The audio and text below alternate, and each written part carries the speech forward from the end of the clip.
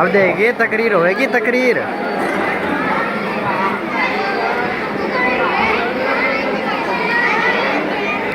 مبارک ہو محمد مصطفیٰ تشریف لے آئے.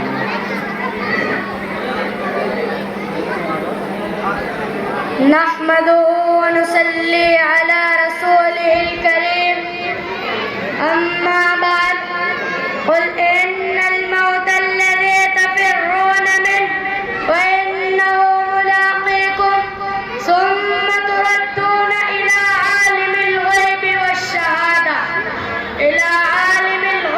والشهادة فينبئكم بما كنتم تعملون. وقال النبي صلى الله عليه وسلم كن في الدنيا كأنك غريب أو عابر سبيل. پیام مرگ سے اے دل کیوں تیرا دم نکلتا ہے, پیام مرگ سے اے دل کیوں تیرا دم نکلتا ہے. مسافر روز جاتے ہیں راستہ یوں ہی چلتا ہے. مومن کبھی ہوتا نہیں موت سے خائف, ایمان کا جوہر ہے بس اللہ سے ڈرنا. عمل سے زندگی پر غافلوں کا فخر کرنا ہے. یہ جینا بھی کوئی جینا ہے کہ جس کے ساتھ مرنا ہے. جگہ جی لگانے کی دنیا نہیں ہے, یہ عبرت کی جا ہے تماشا نہیں ہے. ایک دن مرنا ہے آخر موت ہے, کر لے جو کرنا ہے آخر موت ہے. برادران اسلام اور محترم حاضرین, موت ہر جاندار کے لیے کتنا بھیانک اور کیسا خوفناک الفاظ ہے. موت سے ہر شخص بھاگتا ہے, بچہ ہو یا جوان, بوڑھا ہو یا بوڑھی, مرد ہو یا عورت, جھوپڑیوں میں رہنے والا ہو یا کوٹھیوں میں, دیہاتوں کا رہنے والا ہو یا شہروں کا, مسافر ہو یا مقیم, موت کے اس تلخ گھون کو کوئی پینا گوارا نہیں کرتا. موت کی آواز کوئی سننا نہیں چاہتا, مگر اس کے باوجود بھی موت ہر ایک کے پاس آتی ہے. کبھی تو ماں کی گود میں آتی ہے اور ماں کی آرزوؤں کو خاک میں ملا کر رکھ دیتی ہے, اور کبھی یہ بھرپور جوانی میں آتی ہے اور ہزاروں کی تمنا پر پانی پھیر دیتی ہے. کبھی یہ بڑھاپے میں آتی ہے, غرض موت ہر ایک کو آتی ہے. فرق صرف اتنا ہے کہ آج ان کی اور کل ہماری باری ہے. اسی کو اللہ رب العزت نے قرآن کریم میں اس طرح بیان فرمایا ہے, قل ان الموت الذي تفرون منه وانه ملاقيكم. اے نبی فرما دیجئے, جس موت سے تم فرار ہوتے ہو وہ کہیں نہ کہیں ضرور ملے گی, اور تمہیں اس مالک کی طرف لوٹنا ہے جو تمہارے ظاہر و باطن اور اندر و باہر کا علم رکھتا ہے.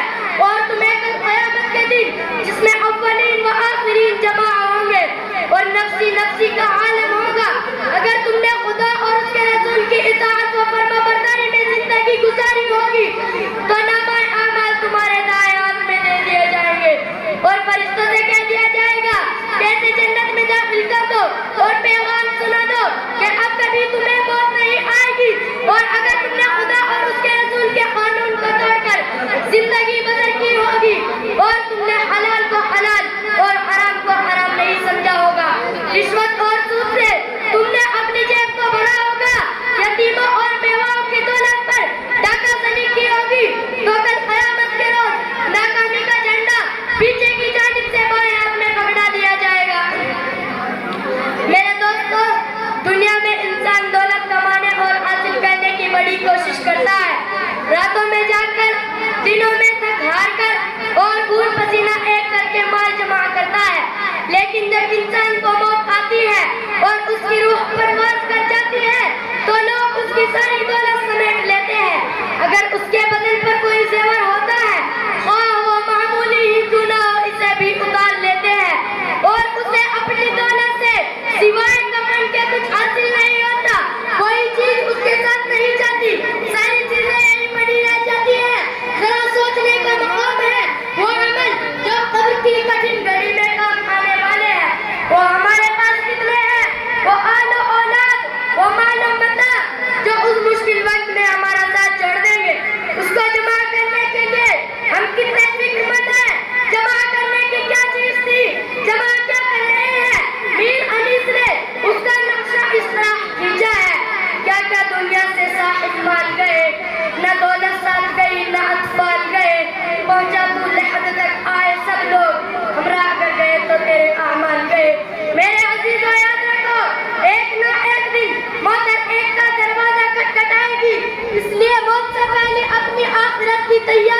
سمجھو, دوسروں کو اپنے کندھوں پر رکھ کر یہ عبرت حاصل کرو کہ ایک نہ ایک دن تم کو بھی دوسروں کے کندھوں پر سوار ہو کر شہر خاموشہ جانا ہے, اور جس طرح آج یہ خالی ہاتھ جا رہا ہے کل تم کو بھی اسی طرح جانا ہے.